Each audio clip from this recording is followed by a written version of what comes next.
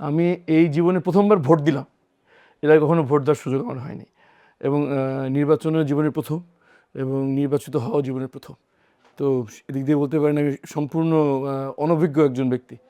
তো আল্লাহ যেন কাজ করার তৌফিক দান করেন ইনশাআল্লাহ। প্রথমত এটাকে আমি মোটেই পেশা হিসেবে দেখি না। এটা পুরোটাই একটি দায়িত্ববোধের জায়গা থেকে এখানে আসা। জনগণের প্রতিনিধিত্ব করা এই জন্য যাতে তাদের অধিকার আমরা তাদের কাছে পৌঁছে দিতে পারি। আমার কাছে মনে হয় যে ৫৪ বছর আমাদের সমাজে যত ব্যাধি আছে তার প্রধান কারণ হচ্ছে যারা জনপ্রতিনিধি তারা তাদের দায়িত্বের ব্যাপারে সৎ ছিলেন না এবং সকল ধরনের অনৈতিক এবং দুর্নীতি থেকে শুরু করে সামাজিক মানে অসামাজিক এবং অবৈধ কাজে এই জনপ্রতিনিধি সবচেয়ে বেশি ইনভলভ ছিল। এটা পরিবর্তন হওয়া দরকার। রাজনৈতিক ধারা পরিশুদ্ধ হওয়া দরকার, রাজনীতিবিদদের পরিশুদ্ধ হওয়া দরকার। এই কাজটা আমি এক কাজ করতে পারতাম, বাইরে থেকে সমালোচনা করতে পারতাম, আরটা হচ্ছে ভিতরে থেকে এটাকে পরিবর্তনের চেষ্টা করতে পারতাম। সেই প্রচেষ্টা থেকেই আমার সম্পৃক্ত হওয়া। আমি এই সিদ্ধান্ত নিয়েছিলাম যে আমরা হয় রাজনীতি ধারাকে পরিশুদ্ধ করব, নাহলে চেষ্টা করে যাবো যে কয়েকদিন জীবিত আছি। অর্জন করবো কিনা, সাফল্য অর্জন হবে কিনা এটা আল্লাহর সিদ্ধান্ত। আমি চেষ্টা করে যাচ্ছি, দেখা যাক কী হয়। আমার নির্বাচনের ফলাফল অনুযায়ী আমার নিকটতম প্রতিদ্বন্দ্বী হচ্ছেন বাংলাদেশ জাতীয়তাবাদী দলের প্রার্থী ইঞ্জিনিয়ার সানজিদুল ইসলাম তুলি এবং দ্বিতীয় স্থান অর্জন করেছেন সাবেক বিএনপির এই দারুসালাম থানার আহ্বায়ক, তিনি ইন্ডিপেন্ডেন্ট ক্যান্ডিডেট হিসেবে প্রতিদ্বন্দ্বী করেছেন। উনি আবু বকর সিদ্দিক সাজু ভাই, উনি পেয়েছেন তৃতীয় স্থান অর্জন করেছেন। সব মিলিয়ে এই আসনে প্রায় ১৩ জন প্রার্থী ছিলেন, এই ৩ জনই মূল মুখ্য। মুহূর্তটা খুবই আবেগঘন ছিল। আমার কাছেও শেষের সময় উৎফুল্ল মনে হয় নাই। আমার কাছে মনে হয়েছে অনেক বড় পাহাড়, বোঝার পাহাড় আমার মাথায় চেপে বসছে। আমাকে এই মানুষের হক তাদের বুঝিয়ে দিতে হবে। আয়নাঘর থেকে যারা বেরিয়ে আয়নাঘরে গিয়েছেন, জীবিত অবস্থায় আয়নাঘর থেকে বের হয় নাই, তাদের কথা আমাকে বলতে হবে। আমার কাছে রীতিমতো দম বন্ধ মনে হচ্ছিল যে এই কঠিন দায়িত্বকে আমি পালন করতে পারবো কিনা। আমার উৎসব করার অনুভূতি চলে গিয়েছিল সেই মুহূর্তে। আমার দম বন্ধ মনে হচ্ছিল যে এত বড় দায়িত্ব কেউ আমি পারবো কিনা। আমি সবার আগে আমার মাকে ফোন করে মাকে বলি যে ফলাফল ঘোষণা হয়েছে। আমার তো ভয় লাগতেছে যে এই দায়িত্ব আমি পারবো কিনা। আমি আল্লাহর দরবারে কাল কিয়ামতে দেখি এটা আমার নাজাত উসিলা হবে নাকি আসামির কাঠ করে দাঁড়াবো, এই দুশ্চিন্তা আমাকে পেয়ে বসছে। আমার কাছে মোটেই উৎসব করার মোটেই আনন্দ উৎসব করার অনুভূতি আমার মধ্যে ছিল না। দায়িত্ববোধের অনুভূতি থেকে আমার দম বন্ধ লাগছিল। আমার মা আমাকে সান্ত্বনা দিয়ে বলেছেন যে ক্ষমতার উৎস আল্লাহ, আল্লাহ যেহেতু তোমাকে এই দায়িত্ব দিচ্ছে, এই পালন করার শক্তি তোমাকে আল্লাহ দেবেন ইনশাআল্লাহ। তুমি আল্লাহর উপর তাওয়াক্কুল করো, শক্ত থাকো, ইনশাআল্লাহ আল্লাহ তোমার জন্য কাজ সহজ করে দেবেন। আমার মায়ের এই কথা আমাকে আস্তে আস্তে স্বাভাবিক করে নিচ্ছে। আমার আশেপাশে আমার ভোট কর্মীরা, রাজনৈতিক কর্মীরা সব উল্লাস করছিল, কিন্তু আমি একবারের জন্য হাসতে পারিনি। আমি দুশ্চিন্তাগ্রস্ত ছিলাম এবং এখন পর্যন্ত আমি কোথাও উল্লাস করিনি। আমার কাছে মনে হয়েছে যে নির্বাচিত হওয়া কোনো বিজয় নয়, মানুষের অধিকার মানুষকে ফিরিয়ে দেওয়ার জন্য যদি কাজ করতে পারি সেটা বিজয়। এটা অনেক কঠিন কাজ, ৫৪ বছর ধরে এটা হয় নাই। আমি একাকি সেটা করতে পারবো কি না, এই দুশ্চিন্তা আমাকে রাতে ঘুমোতে দেয় না। আমি সবার কাছে দোয়া প্রার্থী, আল্লাহ যেন এই দায়িত্ব আমাকে পালন করতে তৌফিক দান কর। এই দায়িত্বের বদলতের জন্য আমি আল্লাহর দরবারে নাজাত পাই কাল কিয়ামতের ময়দানে। এই দায়িত্ব পালন করতে জন্য এমন কোনো ভুল যাতে আমার না হয়ে যায়, যাতে কাল কিয়ামতের আল্লাহ দরবারে আসামির কাঠ করে দাঁড়াতে হয়, এই দোয়া সবার কাছে আমি চাই। এটা আমি মনে করি যে একটি বিরাট সংগ্রামের অংশ। আমরা অনেকগুলো প্রতিষ্ঠিত অপশক্তির বিরুদ্ধে মাঠে নেমেছে। এই এই এই কাজ অনেকেই শুরু করেছে, কিন্তু কেউ এখন পর্যন্ত সফলতা পায়নি। সুতরাং আমার কাছে মনে হয় যে এটা কঠিন। নির্বাচনটা খুব ছোট সংগ্রাম ছিল, এখন বড় সংগ্রাম শুরু হলো আমাদের। আমরা সমাজের প্রতিষ্ঠিত শক্তি যাদের অনেক অর্থসম্মত রয়েছে, তাদের দ্বারা সমাজের অনেক মাথা তারা কিনে ফেলেছে। সুতরাং আমাদের কয়েকটি ফ্রন্টে যুদ্ধ করতে হবে। সুতরাং অবশ্যই এটা একটা সংগ্রামে, আমার মনে হয় একটি ছোট সংগ্রাম থেকে অনেক বড় একটা সংগ্রামে আমরা যুদ্ধ শুরু করলাম। এই পথ অনেক লম্বা, এই পথে অনেক বিপদ, এবং সাফল্যর কোনো এখনো পর্যন্ত মানে চোখে আমরা কোনো সাফল্য দেখতে পাচ্ছি না। দেখুন আমি যখন নিখোঁজ ছিলাম তখন সবচেয়ে দুর্ভোগ মানে পোহাতে হয়েছে আমার পরিবারের সদস্যদেরকে। তারা মানে জীবন মৃত্যুর মাঝে আমি যেভাবে ছিলাম তারা ঠিক একইভাবেই ছিল। বের হওয়ার পর আমার উপর সবচেয়ে বেশি হক আমার পরিবারের ছিল। আমার সন্তান 8টি বছর তার পরিবারে মা পিতার দেখা পায় নাই। আমার স্ত্রী 8 বছর এই অনিশ্চয়ের মধ্যে কাটিয়েছে। সে কি বিবাহিত নাকি বিধবা এটা বলতে পারতো না। আমার মা কখনো নিজের ভালোর দিকে তাকায় নাই। বের হওয়ার পর তার চিকিৎসা করতে গিয়ে আমি জানতে পারলাম তার 2বার স্ট্রোক হয়েছিল। কিন্তু তার নিজের চিকিৎসা তিনি করান নাই। আমার এখন প্রধান দায়িত্ব ছিল আমার পরিবারের খেয়াল রাখা। কিন্তু দায়িত্ববোধ থেকে দেশের প্রতি, জাতির প্রতি, আল্লাহ আখিরাতের কথা চিন্তা করে আমি যে সংগ্রামে নেমেছি, এখানে সবচেয়ে বেশি বঞ্চিত হচ্ছে আমার পরিবার। আমাকে তারা একেবারে পাচ্ছে না। এখানে আমার পরিবার আমাকে যে সাপোর্ট দিচ্ছে, এটা অবশ্যই আমি তাদের কাছে কৃতজ্ঞ। তারা শুধু আমাকে সাপোর্ট দিচ্ছে তাই না, তারা আমার এই নির্বাচনী প্রচারণায় তারা সরাসরি অংশগ্রহণ করেছে। আমার মা, আমার স্ত্রী, আমার বোনেরা, আমার আত্মীয় স্বজনরা। তারা আমি যে তাদেরকে সময় দিতে পারছি না, আমার মা অসুস্থ, আমি ডাক্তারের কাছে নিয়ে যেতে পারছি না। আমার মেয়েদের স্কুল রেজাল্ট হচ্ছে, আমার নির্বাচনী প্রচারণার সময় আমি রেজাল্ট আনতে যেতে পারি নাই। আমার মেয়েরা বিভিন্ন জায়গায় সাংস্কৃতিক অনুষ্ঠানে যায়, তারা চায় তার বাবা তাদের অনুষ্ঠান দেখতে যাবে, যেতে পারি না। আমার পরিবার সবচেয়ে বেশি বঞ্চিত, কিন্তু তারা কোনো অভিযোগ করে না, বরঞ্চ তারা আমার এই কাজে সহযোগিতা করে। আমি এখন এখানে আছি, আমার এক আত্মীয় হাসপাতালে অসুস্থ, আমার স্ত্রী এখন সেখানে আমার পক্ষ থেকে সে কাজটা করছে। তাই মনে করি যে আমার পরিবার যদি আমাকে নিঃস্বার্থভাবে কোনো রকম প্রশ্ন না করে আমাকে সমর্থন না দিত, আমি কোনো কাজই করতে পারতাম না। সুতরাং আমি তাদের প্রতি কৃতজ্ঞ। তারা আমার মতোই মোটিভেটেড। তারা জানে এই জীবনটা শেষ জীবন নয়, পরকালের জীবনটা আসল। তারা ওই জীবনের দিকে দৃষ্টি রেখে আমার জন্য কষ্ট করে যাচ্ছেন। আমাকে পরিবারের ব্যাপারে কোনো ব্যাপারে তারা চাপ দেন না, সকল কাজ তারা নিজেরা করেন। এই জন্য আমি কৃতজ্ঞ। পাশাপাশি আমার নির্বাচনী কাজে এবং এখন সামাজিক কাজে তারা হাত মেলেন। আমি সবসময় তাদের কাছে কৃতজ্ঞ ছিলাম, আছি এবং থাকবেন ইনশাআল্লাহ। উত্তরাঞ্চলের প্রবেশদ্বার হচ্ছে মিরপুর, এখানে আমার আসনটি। এখানে 6টি সিটি কর্পোরেশনের ওয়ার্ড এবং 2টি ইউনিয়ন পরিষদ নিয়ে আমার এই আসনটি গঠিত। আমার আসনের অর্থনৈতিক শ্রেণীবিন্যাসে আমরা হচ্ছে গিয়ে মধ্যবিত্ত এবং নিম্ন মধ্যবিত্ত মানুষরাই এখানে অধিকাংশ বসবাস করেন। আমাদের এখানকার মানুষের প্রধান পেশা হচ্ছে তারা শ্রমজীবী মানুষ, গার্মেন্টস কর্মী, পরিবহন কর্মী, নির্মাণ শ্রমিক, বিভিন্ন বাজারে ছোটোখাটো সবজি বিক্রেতা, দোকানদার, এরাই আমার প্রায় 60% আমার বাসিন্দারা এই কাজ করেন তারা আর কি। এবং নদীর উপরে যে 2টি ইউনিয়ন রয়েছে সেখানে বেশিরভাগ তারা কৃষিকাজ এবং ওখান থেকে এসে ঢাকায় কাজ করে আবার ওখানে বসবাস করেন, এটাই এখানে বসবাস করেন আর কি। কিন্তু এখানে 3টি গুরুত্বপূর্ণ স্থাপনা এখানে রয়েছে। উত্তরাঞ্চলের 24টি জেলার সাথে সংযোগ স্থাপনকারী গাবতলী বাস টার্মিনাল আমার এই আসনের ভিতরে। এখান থেকে ইন্ডিয়াও যাতায়াত করা হয়। আমাদের বোটানিক্যাল গার্ডেন এবং জাতীয় চিড়িয়াখানা এখানে, যেটা প্রায় 200-400 একর জমি নিয়ে আনুমানিক এই 2 প্রতিষ্ঠানটি এখানে। প্রায় শতাধিক ছোট বড় শিল্প কারখানা এখানে রয়েছে। তো সব মিলিয়ে এটি একটি পাঁচমিশালী একটি অর্থনৈতিক অবস্থা। কিন্তু বাই অ্যান্ড লার্জ এখানে বঞ্চিত। যে পরিমাণ জনবসতি, যে পরিমাণ ঘনবসতি, সেই তুলনায় বরাদ্দ আমাদের এখানে নাই। যতটুকু বরাদ্দ এই পর্যন্ত এসেছে তার সঠিক মতো ব্যবহার হয় নাই। আমার জন্য এখন চ্যালেঞ্জ হচ্ছে প্রতিটি বরাদ্দর প্রতিটি টাকা যেন যথাযথভাবে ব্যবহার হয় সেটা নিশ্চিত করা। নিঃসন্দেহে যদি প্রধান 3টি সমস্যা বলতে হয়, সবার আগে বলতে হবে চাঁদাবাজি, প্রকাশ্যে এবং নীরব চাঁদাবাজি। শিল্পপতি, বাড়িওয়ালা, ব্যবসায়ী তো আছেই, রাস্তায় দাঁড়িয়ে রোদে পুড়ে বৃষ্টিতে ভিজে যে দিনে মাত্র কয়েকশো টাকা আয় করছে তাকেও চাঁদা গুনতে হচ্ছে। এই চাঁদাবাজির প্রকট চাঁদাবাজির ফলে জনগণের কাঁধে কষাঘাত লাগে হচ্ছে দ্রব্যমূল্য বৃদ্ধির আকারে। যে টাকা এই ব্যবসায়ীরা, এই দোকানদাররা দিচ্ছেন চাঁদা, সেই টাকাটা তারা জনগণকে দাম বৃদ্ধি করে আবার উসুল করে নিচ্ছেন।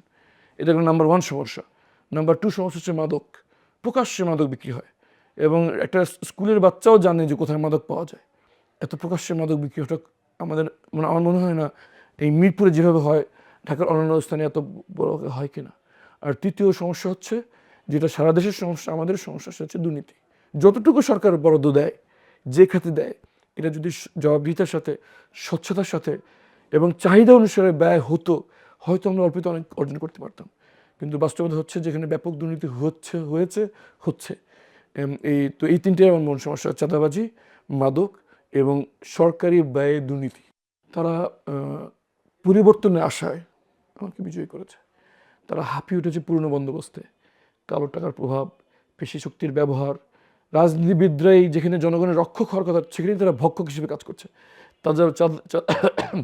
চাঁদাবাজ, মাদক চক্রকে এই রাজনীতিবিদরাই আশ্রয় প্রশ্রয় দান করে এসছে এবং এখান থেকে তারা অর্থনৈতিকভাবে লাভবান হয়েছেন। সরকারি যা বরাদ্দ, তার আমার মনে হয় না 10 ভাগের 1 ভাগও মানে মানুষের জন্য ব্যয় হয়েছে, বাকি 90 ভাগ হাওয়ায় মিলিয়ে গিয়েছে। তো তারা খুব ভালো করে জানে যে এই সমস্যার মূল উৎস হচ্ছে গিয়ে রাজনৈতিক শক্তি।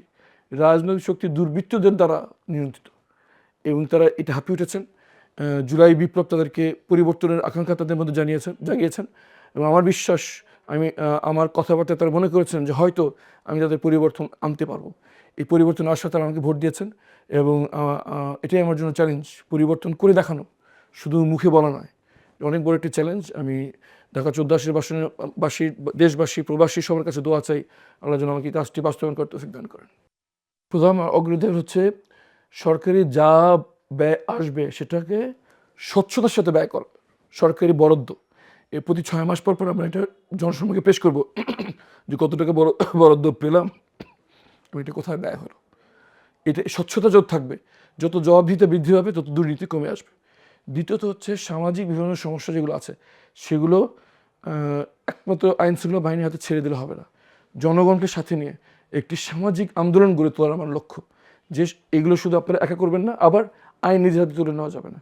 স্থানীয় প্রশাসন, আইনশৃঙ্খলা বাহিনী এবং জনগণ, স্থানীয় প্রভাবশালী ব্যক্তিদের, মসজিদ কমিটির সদস্য, বিভিন্ন বণিক সমিতি এবং মার্কেট মালিক যারা আছেন, বাড়ি মালিক যারা আছেন, মাদ্রাসা এবং স্কুলের শিক্ষক যারা আছেন, আলিয়া এবং কয় মাদ্রাসা আলেমগঞ্জ যারা আছেন, এবং জনসাধারণ ছাত্র যারা আছেন, সবাইকে নিয়ে একটি সামাজিক দুর্বল আন্দোলন গড়ে তোলা আমাদের লক্ষ্য।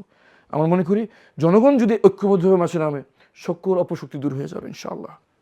প্রথমত হচ্ছে আমার তদারকির মধ্যে অন্যতম একটি জায়গা হচ্ছে শিক্ষা প্রতিষ্ঠান। দুঃখের বিষয় হচ্ছে শিক্ষা প্রতিষ্ঠানগুলোতে ব্যাপক দুর্নীতি হচ্ছে। টাকার বিনিময়ে শিক্ষক নিয়োগ হচ্ছে। টাকার বিনিময়ে যেই উন্নয়ন কাজটা করতে 100 টাকা লাগে, সেখানে 1000 টাকা দেখানো হচ্ছে। বিরাট দুর্নীতি। তো এই শিক্ষা প্রতিষ্ঠানগুলোতে দুর্নীতি বন্ধ করতে হবে। দুর্নীতিগ্রস্ত যারা দায়িত্বপালন আছে তাদেরকে সরিয়ে সৎ, যোগ্য এবং স্বচ্ছতার যারা কাজ করে তাদেরকে এখানে বসাতে হবে। দ্বিতীয়ত হচ্ছে বিভিন্ন সামাজিক প্রতিষ্ঠান আছে যেগুলো এমপির তত্ত্বাবধানে, সেখানে যেন স্বচ্ছতার সাথে কাজ করে, সেখানে যেন কোনো অসামাজিক অবৈধ কাজ না হতে পারে সেটা নিশ্চিত করতে হবে। সর্বশেষ এলাকা ভিত্তিক এই অবৈধ এবং অসামাজিক কার্যক্রম রোধ করার জন্য কমিটি গঠন করতে হবে। এই 3টি কাজ হচ্ছে আমার এই 100 দিনের মধ্যে করার প্ল্যান ইনশাআল্লাহ। আমাদের তরুণদের মধ্যে সবচেয়ে বড় সমস্যা হচ্ছে বেকারত্ব। তারা পড়াশোনা করে চাকরি পাচ্ছেন না, কিন্তু আমাদের দেশের মানুষের মধ্যে যোগ্যতা রয়েছে। আমার অন্যতম একটি পরিকল্পনা যে প্রত্যেকটি এলাকায়, ওয়ার্ডে এবং ইউনিয়নে সরকারি স্কিল ডেভেলপমেন্ট প্রোগ্রামের আন্ডারে বিভিন্ন প্রতিষ্ঠান গড়ে তোলা, যাতে তারা কর্মমুখী এবং কারিগরি শিক্ষা, আইটি শিক্ষা, ফ্রিল্যান্সিং, হস্তশিল্প, এগুলোতে তাদের প্রশিক্ষিত করে তোলা, যাতে তারা কর্মমুখী হয়ে উঠতে পারে। দেশীয় আন্তর্জাতিক শ্রমবাজারে তারা যেন তাদের সুযোগকে তারা আহরণ করতে পারে, সেজন্য তাদেরকে যোগ্য করে তোলা। দ্বিতীয়ত, যারা এখনও ছাত্র অবস্থায় আছেন, তাদের খেলার মাঠ নেই, সুস্থ বিনোদনের কোনো সুযোগ নেই। স্থানীয় সরকার মন্ত্রণালয়ের সাথে যোগাযোগ করে প্রত্যেকটি ওয়ার্ডে একটি খেলার মাঠের ব্যবস্থা করা, যাতে সুস্থ বিনোদনের সুযোগ তারা পায়। এবং বিভিন্ন সংগঠনের মাধ্যমে তাদেরকে ভালো কাজে ব্যস্ত রাখতে হবে, যাতে তারা অবৈধ এবং অসৎ কাজে সম্পৃক্ত না হয়ে যায়। এটা হচ্ছে আমার স্বপ্ন তরুণদেরকে নিয়ে, এবং সব কাজে তরুণদের সম্পৃক্ত করতে চাই। তাদের যে জীবন শক্তি রয়েছে, এটা কাদের মধ্যে নেই। তরুণরাই তো ফেস্টিভ্যাল বিতাড়িত করেছে। সুতরাং সকল সামাজিক ভালো কাজে তাদেরকে আমি সম্পৃক্ত করবো, এটা আমার পরিকল্পনা ইনশাআল্লাহ। আমার অন্যতম একটি ওয়াদা ছিল সংসদ সদস্য হিসেবে, যে একটি মার্কেট প্রতিষ্ঠা করা, যেটা শুধুমাত্র নারীদের জন্য হবে, নারী উদ্যোক্তাদের জন্য হবে। এখন তো আমি সরকারি নিয়ে বিরোধী দলে আছি, আমি সরকারি দলের সাথে যোগাযোগ করে এটা আদায় করার চেষ্টা করব। দ্বিতীয়ত হচ্ছে বিভিন্ন সুদবিহীন ঋণ যে ব্যবস্থা রয়েছে রুরাল ডেভেলপমেন্ট স্কিমের আন্ডারে, সেটা এখানে আনা যায় কিনা, কারণ এটা শহরে বাস করে কিন্তু গ্রামের লোকদের চেয়ে তারা বঞ্চিত। নারীদেরকে সুদবিহীন ঋণ দেওয়া যায় কিনা, যায় তার হস্তশিল্প বা কোনো উদ্যোগ নিয়ে তারা চলতে পারে, তো তাদেরকে অর্থনৈতিকভাবে স্বাবলম্বী করার চেষ্টা আছে। পাশাপাশি তাদের শিক্ষায় বিভিন্ন কাজে নারীদের সম্পৃক্ততা বাড়ানো, যেটা জুলাই চার্টারের অন্যতম একটি যে নারীদের ক্ষমতায়ন করা, এটা আমার পরিকল্পনা আছে যেটা জন্য করতে পারি। এবং সর্বশেষ নারীদেরকে সামাজিক কাজে সম্পৃক্ত করা। আমরা কিন্তু অনেকেই নারীদের বড় বড় কথা বলি, কিন্তু কোনো সামাজিক কাজে আমরা নারীদের সম্পৃক্ত করি না। আমি নির্বাচন কাজে নিশ্চিত করেছি যে আমার মিনিমাম 50% আমার জন্য যারা প্রচারণা করেছে তারা যেন নারী হয়, তারা ঘরে ঘরে যে আমার জন্য প্রচারণা করেছে। আমি জানি না আমাকে এই তথ্যটা আমার কাছে নেই যে কয়টা ভোট আমি পেয়েছি, কিন্তু আমার দৃঢ় বিশ্বাস আমার যা ভোট পেয়েছি তার উল্লেখযোগ্য অংশ নারীরা। আমি মনে করি যে নারীদেরকে আরও সমাজে অংশগ্রহণ করাতে হবে, তারা যেন সম্পৃক্ত হয়ে সমাজের এই সমাজ গঠনে তারা যেন অংশীদার হতে পারে, এটা নিশ্চিত করা আমার পরিকল্পনা ইনশাআল্লাহ। শুধু একটু বলবো যে জনসংখ্যা যে পরিমাণ, বরাদ্দটা যেন ওভাবে হয়। যেমন ধরেন গুলশানে অনেক অনেক অনেক বরাদ্দ আছে, কিন্তু সেই তুলনায় আমার এখানে বরাদ্দ নেই। গুলশানের জনসংখ্যা আমার জনসংখ্যা অনেক কম, সুতরাং বরাদ্দ দেওয়ার সময় জনসংখ্যাটা হিসাব করে যেন বরাদ্দ দেওয়া হয়। যদি তা হয় তাহলে আমার মনে হয় অর্ধেক সমস্যার সমাধান হয়ে যাবে ইনশাআল্লাহ। আমি মনে করি যে বাংলাদেশের জনগণ খুব রাজনৈতিকভাবে সচেতন, তারা অনেক বিচক্ষণ এবং অধিকাংশ মানুষ একদম অন্তর থেকে ভালো। সুতরাং ভালো কোনো কাজে জনগণ আমার বিপক্ষে যাবে এটা আমার মনে হয় না। হয়তো প্রক্রিয়াগত ত্রুটির মাধ্যমে, অথবা ধরেন হকারদের উচ্ছেদ করতে গেলে তারা মাথায় নামতে পারে। সুতরাং হকার উচ্ছেদের আগে যারা এই পেশার সাথে জড়িত তাদের পুনর্বাসনের কথা আমাকে চিন্তা করতে হবে। সুতরাং এই কৌশলগত দিক যদি সঠিক থাকে, আমার বিশ্বের সকল ভালো কাজে জনগণকে আমি পাশে পাবো। আমি শুধু ঢাকা 14 আসনের ব্যাপারে বলতে পারবো, কারণ আমি এখানে সরাসরি উপস্থিত ছিলাম। আমি প্রত্যেকটা কেন্দ্রে নিজে ভিজিট করেছি, নির্বাচনের আগে, নির্বাচনের সময়। আমি দেখেছি যে বিভিন্ন সময় যখনই কোনো আচরণবিধির লঙ্ঘন নির্বাচনের দিন আমি লক্ষ্য করেছি, আমি ম্যাজিস্ট্রেটদের ইনফর্ম করেছি, স্থানীয় পুলিশ প্রশাসন ইনফর্ম করেছি, এবং এখানে যে মিলিটারি ইউনিটটা ডিপ্লয়েড ছিল, আর্মি ইউনিটটা ডিপ্লয়েড ছিল, তাদেরকে ইনফর্ম করেছি। এদের মধ্যে সবচেয়ে বেশি তড়িৎ রেসপন্স করেছে সেনাবাহিনীর সদস্য। আমি নির্দ্বিধায় বলতে পারি যে মিনিমাম 50টা কেন্দ্রে, মানে অর্ধেক কেন্দ্র ঝুঁকিপূর্ণ ছিল, এবং তার অর্ধেক অর্থাৎ প্রায় 30 থেকে 40টা কেন্দ্র একদম ফিজিক্যালি বেদখল হয়ে যেত যদি সেনাবাহিনী শক্ত ভূমিকা না থাকতো। আমি এই সেনাবাহিনীর ভূমিকায় এমন হয়েছে যে এক জায়গায় দখল করার চেষ্টার জন্য লোকজন জটলা হচ্ছে, আমরা দেখতে পাচ্ছি যে কয়েকশো লোক কেন্দ্রে ঢুকে যাবে। আমার ওখানে যারা অবস্থান করা আছে তারা আমাকে জানিয়েছেন, আমি মিলিটারিকে ইনফর্ম করেছি, তারা এসে কুইক র্যাপিড অ্যাকশনের মাধ্যমে সেই বিশৃঙ্খলা দূর করেছে। ওই জায়গায় অবস্থান করে আমার লোকরা তাদের লাঠিচার্জের শিকার হয়েছে, এবং তাদের পিটুনি খেয়ে আহত হয়েছে, আমার লোক এরকম আছে। তো আমি দেখেছি যে তারা মানে আইন শৃঙ্খলা প্রয়োগ করতে যেয়ে কোনো দল দেখে নাই, কোনো কে কার লোক দেখে নেই, সবাইকে তারা ইকুয়ালি ট্রিট করেছে। আমি ঢাকা 14 আসনে বলতে পারি যে যদি ঢাকা 14 আসনে যতটুকু সুষ্ঠু নির্বাচন হয়েছে তার প্রধান ক্রেডিট আমি দেব বাংলাদেশ সেনাবাহিনীর সদস্যদেরকে। প্রথমত হচ্ছে আমি নিজ উদ্যোগে সকল ব্যয়ের হিসাব প্রকাশ করছি, এটা আমার এই জবাবদিহিতা নিশ্চিত করার একটা উদ্যোগ। দ্বিতীয়ত হচ্ছে আমি যে আধ্যাত্মিক মানুষ, আমি পরকালে বিশ্বাসী একজন মানুষ। সকল কাজে আমাকে চিন্তা করতে হবে যে এই যে কাজটা করছি এটা কি বাংলাদেশের আইনে বৈধ না অবৈধ। দ্বিতীয়ত হচ্ছে যিনি আমাকে সৃষ্টি করেছেন, আমি যে সিদ্ধান্ত নিতে যাচ্ছি এই সিদ্ধান্ত থেকে আমার সৃষ্টিকর্তা আমার উপর সন্তুষ্ট হচ্ছেন না অসন্তুষ্ট হচ্ছেন, এই দুইজনই যদি আমি রাখি, আমার কাছে মনে হয় এটি একটি ন্যাচারাল প্রসেস জবাবদিহিতা নিশ্চিত করার জন্য সৎ থাকার ব্যাপারে। কারণ হয়তো আইনের ফাঁক দিয়ে আমি বেড়ে যেতে পারবো, কিন্তু সৃষ্টিকর্তার চোখ থেকে ফাঁকিয়ে দেওয়া সম্ভব না। এই অনুভূতি যদি আমার মধ্যে থাকে, আমার মনে হয় এটা সৎ থাকার জন্য এটা অনেক বড় একটা শক্তি। আমি এই দুটোকে আমার মনের ভিতরে এখন জাগ্রত রাখার চেষ্টা করছি। আল্লাহ যেন আমাকে আমৃত্যু এটা এই অনুভূতি আমার মধ্যে জাগৃত রাখেন, আমি সবার কাছে দোয়া প্রার্থী। প্রথম বার্তা থাকবে যে আমি দোষ স্বীকার করে নিচ্ছি, জনগণের যে প্রত্যাশা সেটা আমি তাদেরকে পূরণ করতে পারিনি, কিন্তু আমি আমার বিশ্বাস, আমি এটা আত্মবিশ্বাসের বলতে পারবো যে আমি চেষ্টা করে ত্রুটি করিনি। দ্বিতীয়ত হচ্ছে সংসদ সদস্যদের অনেক লিমিটেশন রয়েছে, বিশেষ করে আমি বিরোধী দলীয় সংসদ সদস্য।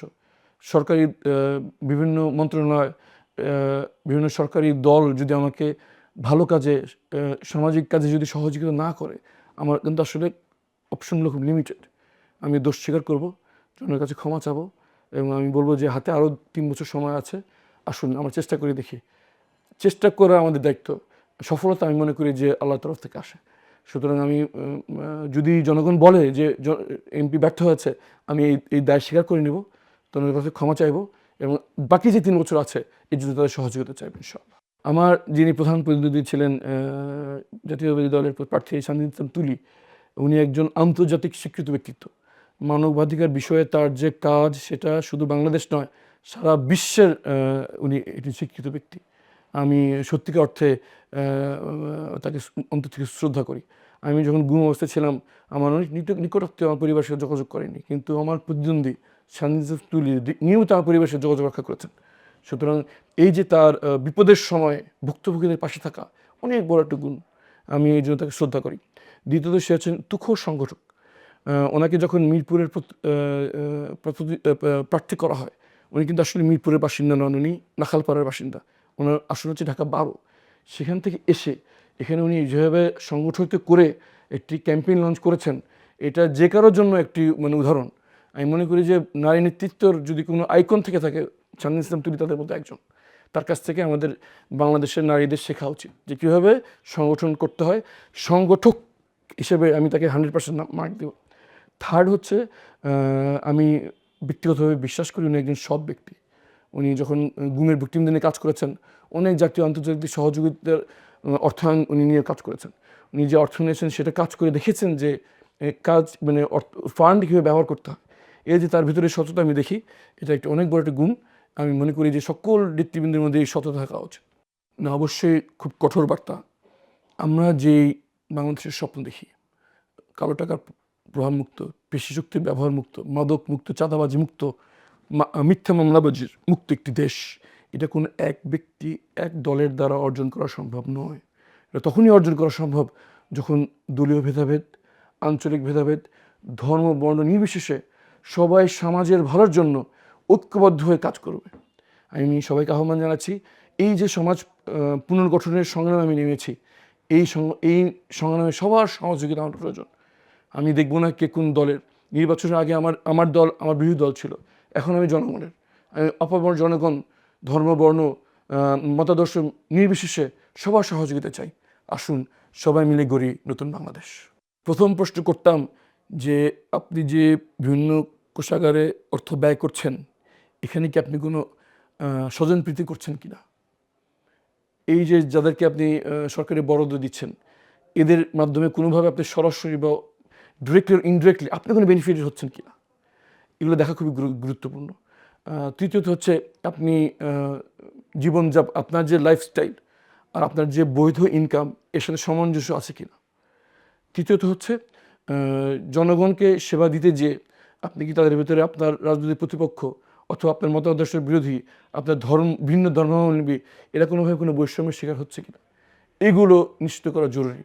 এগুলো দেখা দরকার, কিন্তু দেখা উচিত না তার বাবা কি করতো, দেখা উচিত না তার দল কি অতীতে কি করেছে, এগুলো মুখ্য নয়।